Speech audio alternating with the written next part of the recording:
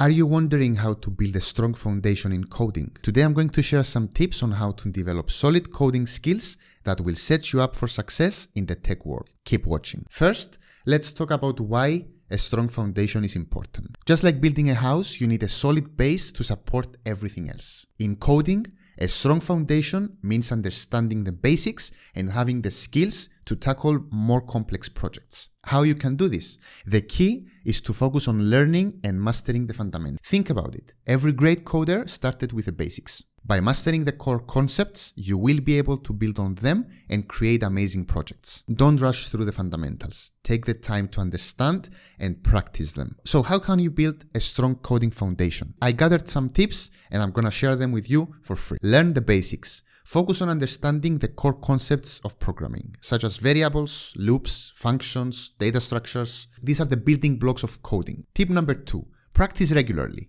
Consistent practice is key to improvement. Set aside time each day to code and work on projects. The more you practice, the stronger your foundation will be. That's simple mathematics. Tip number 3, seek feedback.